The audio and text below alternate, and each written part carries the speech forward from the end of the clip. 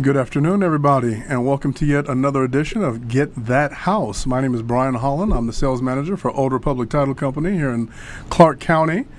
With me, as always, Barbara Irwin. Barbara. Hi, I'm Barbara Irwin, LVNV Homes and Land. And I will introduce Kyle Wallace. Kyle, not only is he with Old Republic Title, not only is he our assistant state manager,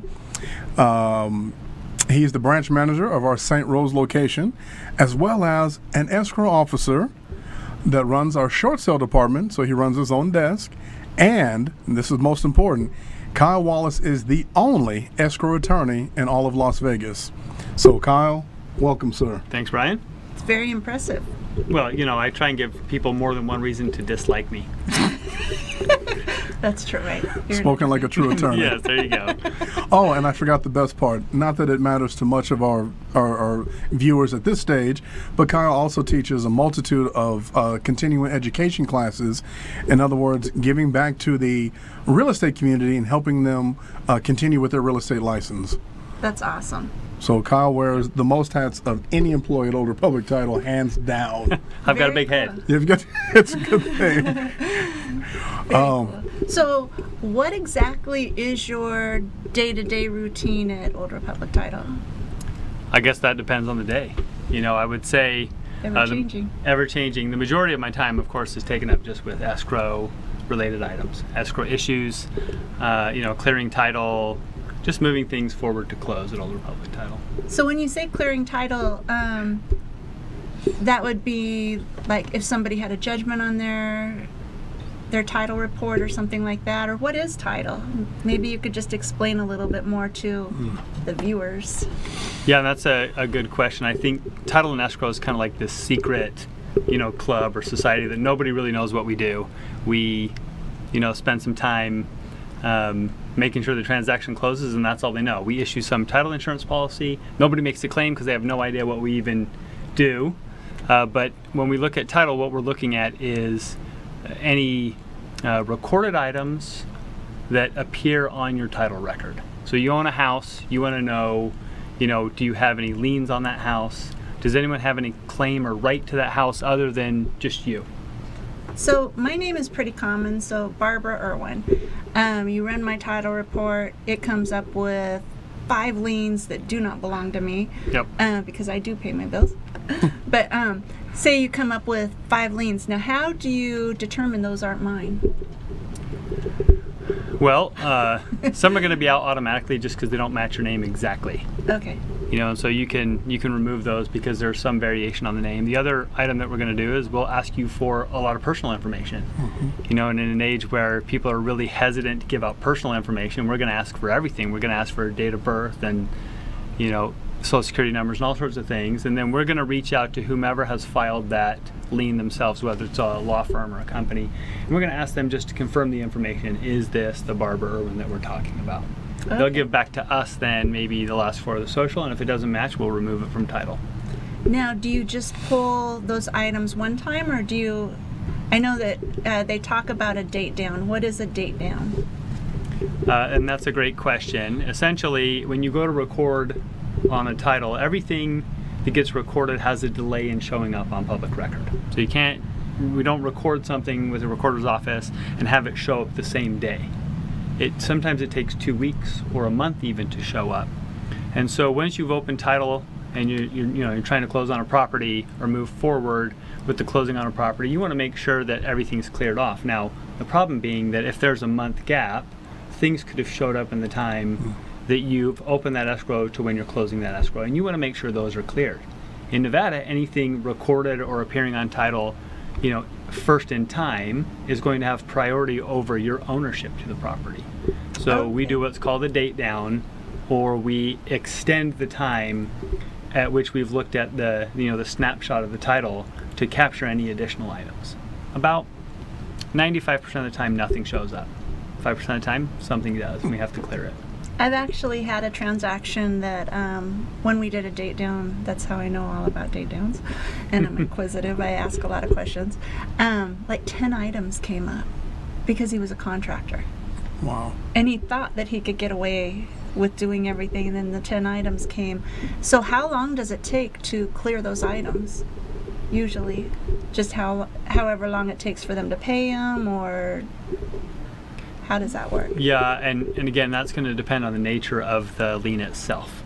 Okay. You know, sometimes if it's a judgment, you can reach out to a law firm and get a response back pretty quickly. They can provide you a payoff demand. If it's some sort of mortgage or something that didn't show up initially on the search, and that can happen too, where you do a search and you don't find something and something shows up later on that should have been on the initial title search. Depending on the lender or the institution itself, that can take sometimes 10 days or more. It's good to know. Absolutely.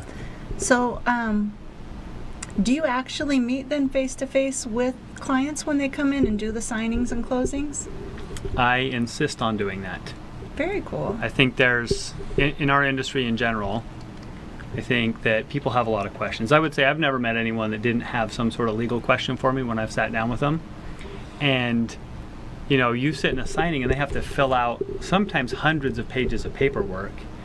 And, and they'll sit down there signing the stuff and they'll ask you a question, which is, what is this or what am I doing? And if you have a notary or you have someone without expertise, they're going to say, I'm sorry, I can't answer that question. Right. They're going to pass it off. And that's the difficult thing. A lot of those documents are prepared and created by escrow. Right. So, we create the documents and we send in a notary and we say, hey, you worry about this signing, you knew that. And someone says, well, what's this document? And the notary says, I can't tell you. That has, for me, has always been a problem. I think that, when you come in, and the best example I could give is someone's filling out the seller's declaration form for taxes, and they have to answer these questions, and all these questions are in the negative, except for the first one. The first one says you've resided here for 2 of the past 5 years as your principal residence. And they mark true. The next one says you have not used any portion of this property for business, and you have to mark true if it's not. And it confuses people, and you move down the row of questions, and the last question is, this is an exempt transaction under section 121 of the Internal Revenue Code. And you're like, what is that? And they're supposed to mark true or false. And they go, what does this mean? Is that the subject to back withholding? Backup withholding? Guessing. No, and which are really, section 121 is tax on the sale of your property that's not your principal residence. And so really you're confirming the other questions, but people don't know. And so they're sitting there and they'll look up and they'll go, hey, what does this mean? What do I mark? What do I mark? What am I supposed to do? And, the person signing them says, I can't give you any advice. Right. Right. I know that a lot of people like doc signers because they like to sign at home, but I actually like them to go and sit in front of the closer because then they can ask the questions they need to ask. There's a little bit more explanation than just somebody from the National Notary Association signing papers saying, I don't know, you'll have to ask your lender, or let's get them on the phone or something like that. So Yeah, rather than just sign here. yeah, and here, and here. I couldn't agree more. I mean, being that for most people, including most of us, it's the most important transaction of a lot of people of a lifetime. And to have someone say, I don't know, I can't answer that, sign here. No. So having someone like Kyle as your escrow officer, you couldn't ask for anything better. You couldn't. Totally makes sense. Yeah, definitely. So, how long does it usually take? Say I go into a contract and I send it over to escrow. How long does it usually take for you to open it and get all the paperwork to the seller or buyer? That's pretty quick. That portion's not lengthy, just depending on how much research has to be done. Commercial deals take a little bit longer, of course, but you're going to say about 24 to 48 hours to have a good idea of what's on title and get documents out to people. Very cool. Well, it looks like we're running out of time. Again, my name is Barbara Irwin, LVNV Homes and Land. You can reach me at 702-235-9298.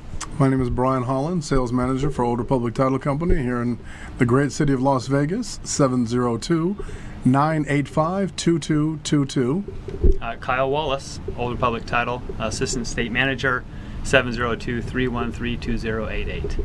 And thank you very much for joining us. Join us back here in a few minutes for segment 2, and we're going to ask Kyle some more information. See you then.